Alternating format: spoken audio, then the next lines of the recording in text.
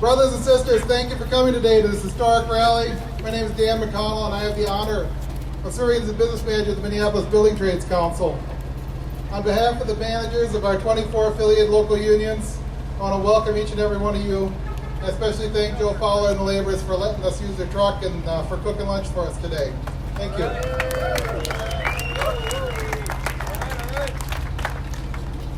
They do have plenty of food. If anybody wants seconds, you're more than welcome. And I also want to take a second and just thank Minneapolis Fire.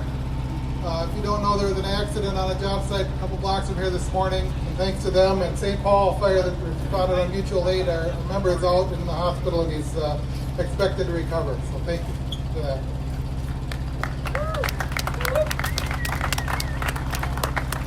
But on to our agenda. Brothers and sisters, we're here today because wage theft has become a crisis in many industries, including construction industry. We're here because of simple belief that workers should be paid for their labor. And brothers and sisters, we need your help.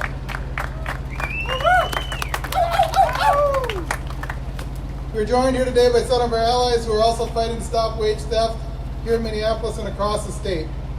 The first person I'd like to invite up to speak is Maya Bradford, who's a member of the Restaurant Opportunity Center, or ROC, which is a worker center bringing together restaurant workers here in Minneapolis to win better working conditions. Please join me in welcoming Maya. Hi, my name is Maya. I'm a member of the ROC Restaurant Opportunity Center member, and I worked in the restaurant industry for about 30 years. And this new ordinance is important because it will help employees have a better life supporting themselves and their families. It is super important that workers know their rights. In the past, I didn't know my rights. When money was being taken from me, I thought it was legal.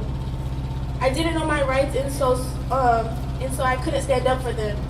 I have seen employers take money from me and my coworkers in many different ways. I have seen an employer offer to return stolen wages in exchange for sexual favors.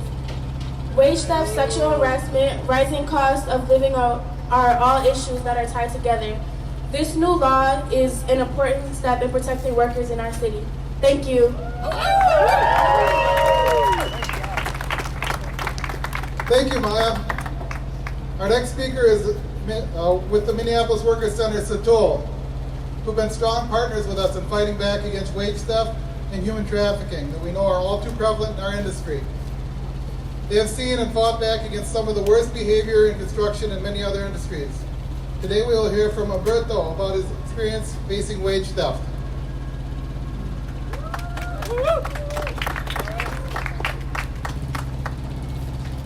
Gracias.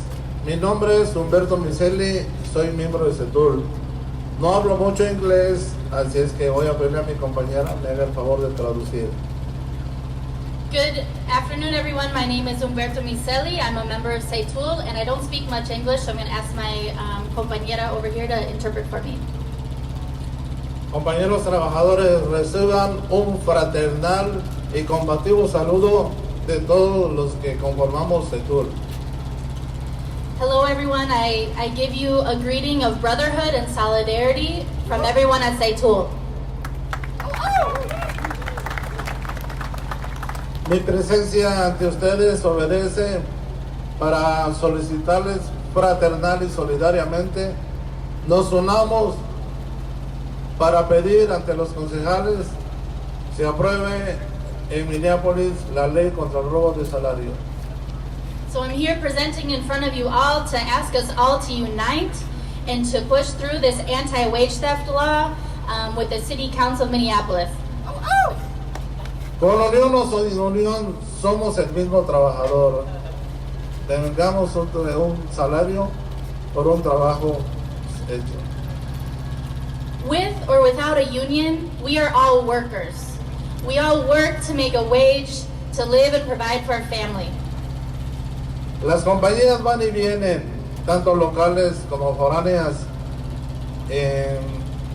Las hemos visto en trabajar en diferentes horas en Minneapolis, y eso nos indica el constante desarrollo en que se encuentra la ciudad.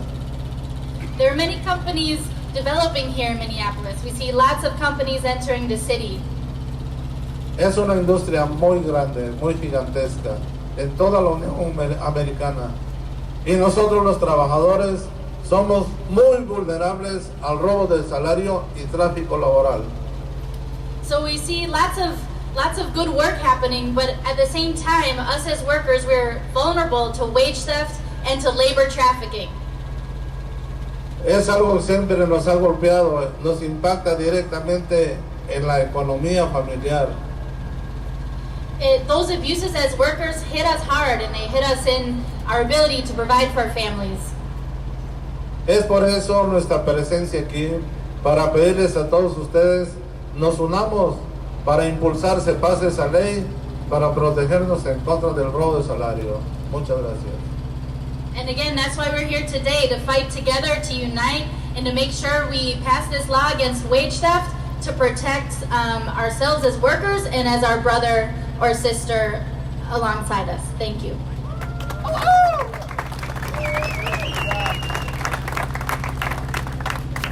Thank you, Humberto. And now, for the reason we're here, I'd like to share the news about the campaign that we are launching to address the wage theft crisis. I'm very excited to share that today the building trades are launching the Not on My Watch campaign. This campaign is built on the recognition that our fathers and grandfathers were immigrants who came to this country. They came in search of a better life.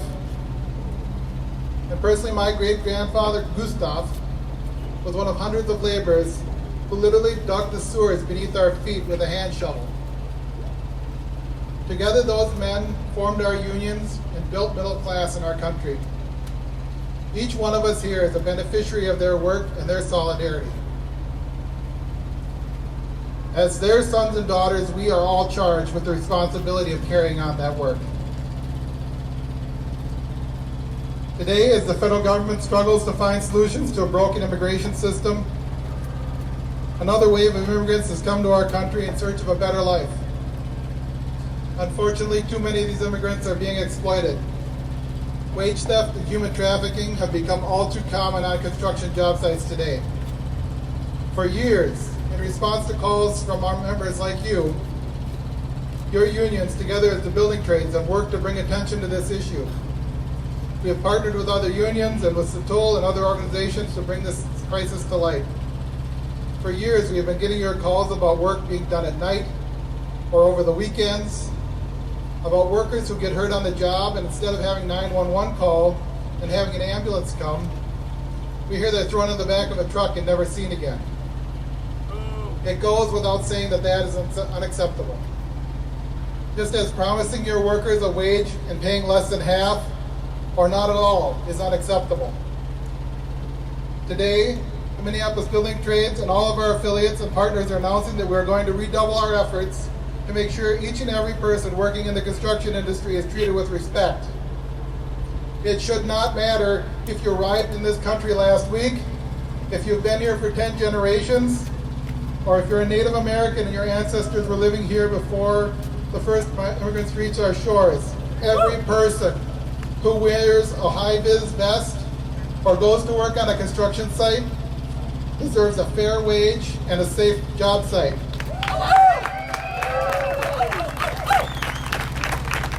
We are here today to say that we're not going to stand for exploitation of workers, not on our watch.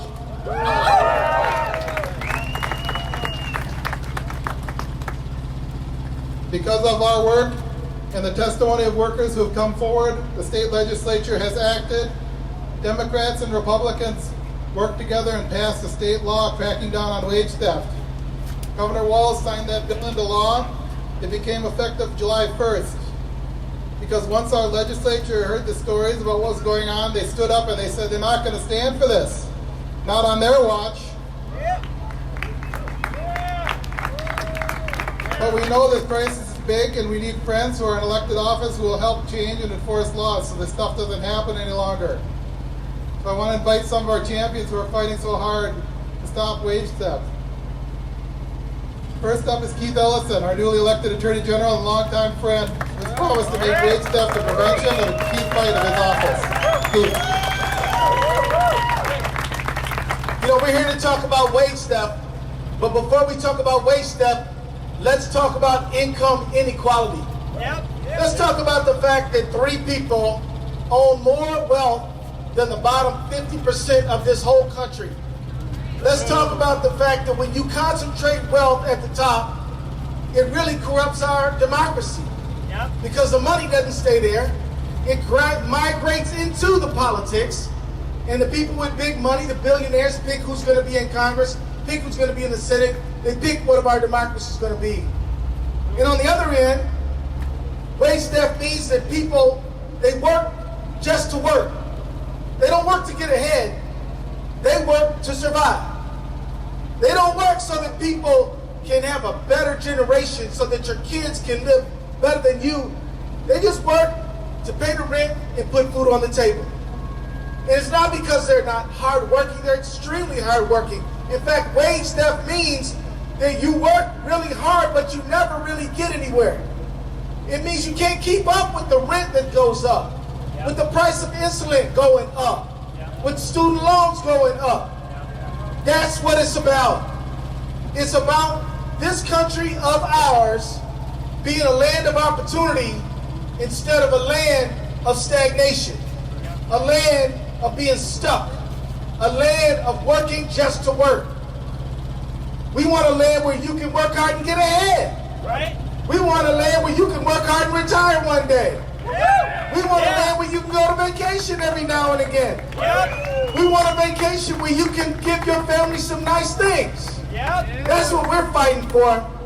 And let me tell you, this country of ours is not only the richest country in the world, it's the richest country in the history of the world. And it is richer today than at any point in its history. Don't let these people tell you there's not enough money for everybody to be prosperous in America. Right? The problem is the money is being hoarded, and we got to shake it loose. And the way we're going to shake it loose is we're going to pass some laws. I'm so proud of the Minneapolis City Council, 2 weeks away from passing the wage theft ordinance. I want everybody here to write a letter thanking your city council member, thanking the city council in general, because we know they get plenty of mail when we're mad at them. We can also send them some mail when we're glad at them. And I think we should do that as they stand up for all of us and have some fair wages. And the state legislature just passed a bill, best wage theft law in America. Strongest wage theft law. But let me tell you, I spent 4 years as a state legislator, 12 years as a member of Congress, and I'm here to tell you that the best law ain't worth the paper that it's written on unless you enforce that law. And that's why your Attorney General is here to enforce that law. That's why we just hired a full-time leader of our wage theft unit. That's all John Mueller does is wage theft. And we hired Anna Bangara. She's a full-time investigator. That's all she does. And they are working on wage theft day in, day out. They're looking for the cases. They're talking to groups of workers, labor, worker centers, folks who aren't even in a union. We're even going to talk to the Association of the General Contractors, Dan, because we want them to know, if you obey the law, no problem. If you don't, problem. And we just want everybody to know we would rather have compliance with the law than a lawsuit. Right? But we won't do a lawsuit if you make us. Right? But we'd rather have compliance. Let me just tell you, it's about dignity, folks. Yeah, it's about the money, but it's about dignity too. Because there's a hard-working woman, goes to work every day, and when her son says, Mom, I want to be on the football team, and the school says you need $80 to be on a public high school football team. Y'all heard about that? I wanted to be able to say, you know, son, you clean up around the house. You've been a good boy. You do your homework. We'll figure out how to get it done. As opposed to, son, you know I ain't got that kind of money. I'm sorry, honey. I don't want her to look her boy in the eye and have to tell him we just cannot afford it. When she works 60 hours a week You know what I'm talking about. I want that man, that construction worker, to be able to tell his daughter, you get the grades and you go into the college of your choice, girl. You get the grades, you get the A's, and your father is going to be constructing the buildings of this city and earning the money to send you where you can go. This is the America we want. This is the Minnesota we deserve, and it is damn sure the one we're going to have. Thank you all very much.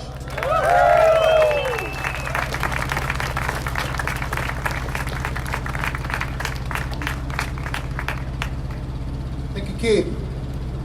Well, thank you for sharing with us about the changes at state level. And today we are excited because the city of Minneapolis has said they're going to join this fight.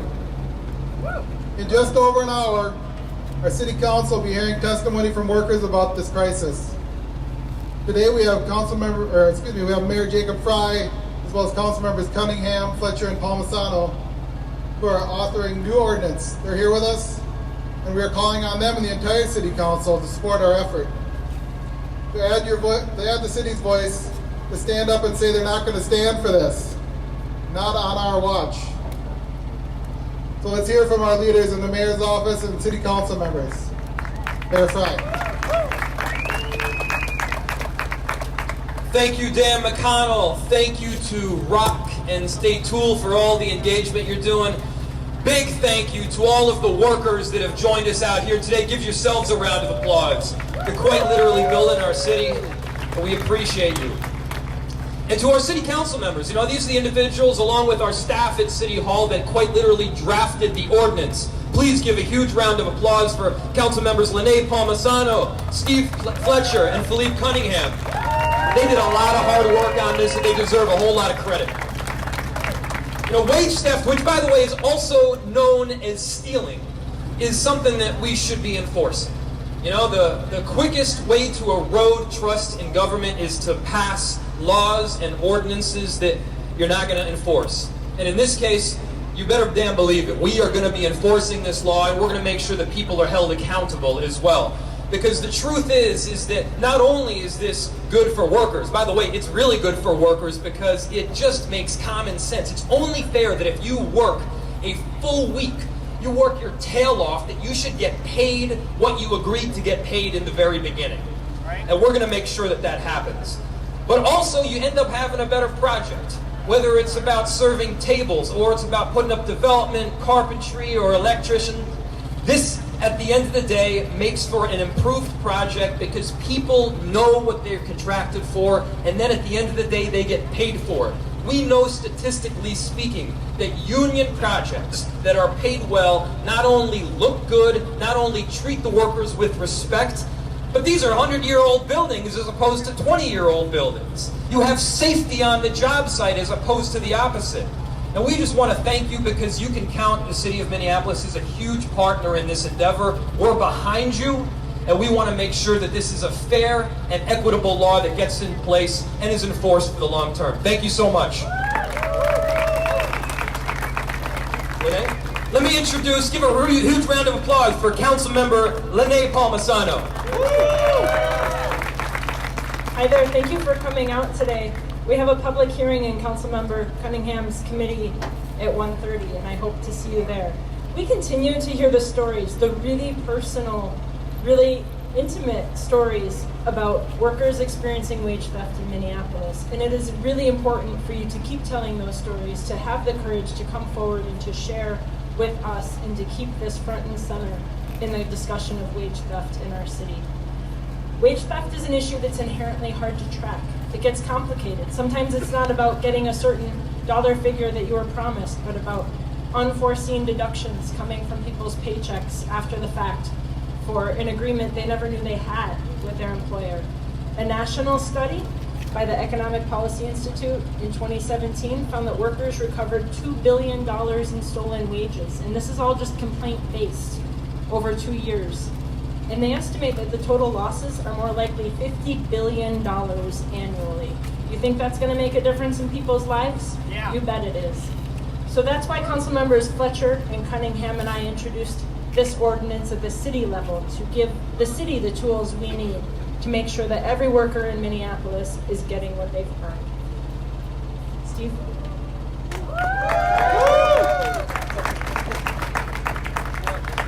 everyone. How y'all doing? I'd like to see your faces out here today. Thank you for joining us. My name is Philippe Cunningham, and I'm council member for the 4th Ward. I'm so grateful to have worked with council members Palmisano and Fletcher on this work.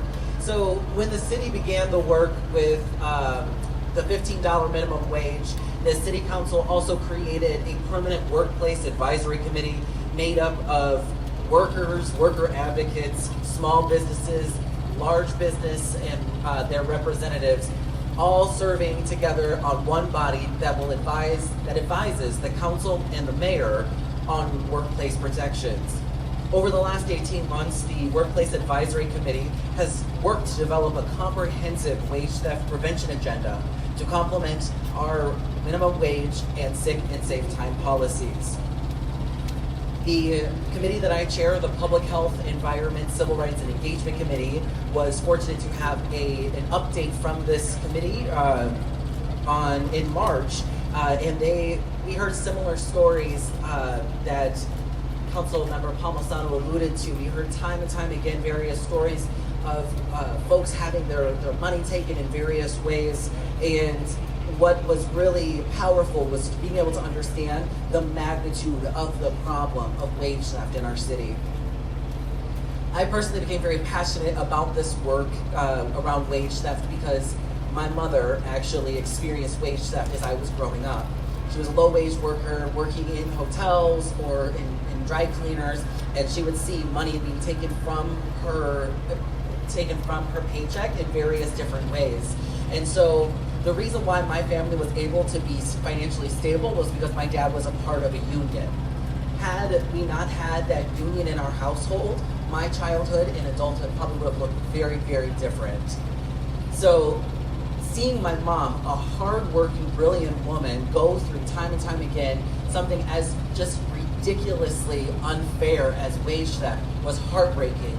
And so my work as a council member, I feel really proud to be able to help protect other children and families from experiencing similar situations. And what's actually really great is my mom is actually here today, and so she's back there. Mom, like, wave your hand. That's my mom.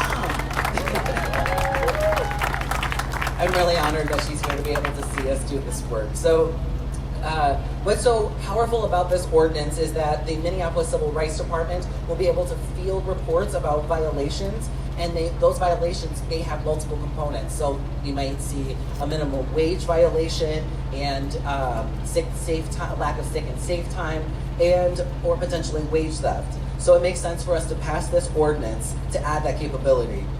It is also our Civil Rights Department, it will allow them to collaborate closely with the state's Department of Labor and Industry and the Attorney General's office to ensure everyone gets paid what they earn in Minneapolis. We're excited to be taking this step forward and are extremely grateful for the Minneapolis Buildings and Trades Council, Building and Construction Trades Council for their presence, enthusiasm, contributions, and dedication in this process. I want to make sure I take some time to thank Rock and St. Tool, the Minnesota Department of Labor and Industry for their partnership, Councilmembers Palmisano and Fletcher for leading this important work, and Mayor Fry for his support. Thank you all. And I would like to introduce my colleague, Councilmember Fletcher. Thank you, Councilmember Cunningham. Sisters and brothers, it is such an honor to be here with you today. Thank you for turning out. This is such a great reminder, all of us here together, that Minneapolis is a union town. Let's say that again together. Minneapolis is a union town. And one of the reasons that I love our labor movement in Minneapolis so much is that we stand up for everybody, whether you're in a union or not. We make sure that in Minneapolis, your workplace should be safe, your workplace should be fair, and you should absolutely get paid for the work that you do. And we stand up for that all the time, and I want to make sure when people ask us, hey, the state already passed wage theft legislation, are you sure you need to do this? What does this do for you? The reason that we're doing it is because you asked. It's because the people in Minneapolis asked us for this protection. They told us we have a problem and it needs to be solved. And if you're going to stand up and say, not on my watch, you deserve to have your elected representatives stand up and say, not on our watch. We're here with you. So thank you for this. And I want to tell you how broad the support is. It's very important that people know when workers came to us and said, please work on wage theft, they asked us who should author it, and it could have been any of the 13 of us. The 3 of us were the ones who put in the work, but I want to acknowledge Councilmember Schrader's here. I saw Councilmember Reich here. I saw a representative from Councilmember Warsami's office here. I saw County Commissioner Irene Fernando here. There are so many people who support workers and want to make sure that everybody gets paid for the work that they do. So thank you everybody for your solidarity and for your work together. And especially thank you to the workers from Satul and Rock and everybody else who have raised up the stories of what's happening in our town and making sure that we understand how this is working. We are solving problems, and we're going to solve a few of them. When we announced this, we announced that we were also going to extend this protection to independent contractors, and we are still working on that. It's taken a little bit longer, so we didn't want to hold up wage theft for employees in order to get that done, but know that that's still on track. That work is ongoing, and you can expect that in the near future. I'm very excited to be working on this with all of you, and thrilled that this work is moving forward and that we're in this all together. Thanks so much. All right, thank you all. There's one other reason we're here today, and that is to put developers, general contractors, and subcontractors on notice that if this is going on your job site, you have a moral obligation to end this now. And if you don't, the Minneapolis Building Trades is going to call you out, because we are not going to stand for this.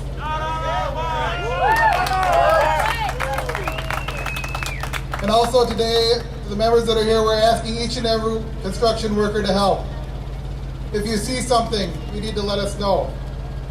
If you see workers who are staying late into the evening on the job site, if you see workers who are getting paid in cash, if you see workers on your job that are afraid to talk to their other workers on the job, if you see workers on your job without the proper personal protective equipment, or workers that are getting hurt and not getting proper medical care, if you see workers bust into your job site in vehicles without a state license plates, please call and let our local know.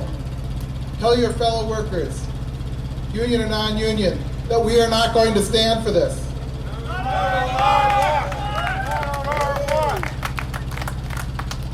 Thank you all for coming today. And for those who aren't going back to work sites, please join us inside and make sure the City Council hears from us about how important this is to working families in Minnesota. We look forward to the Council passing this ordinance and to the Mayor signing it into law. Thank you all for coming. Work safe.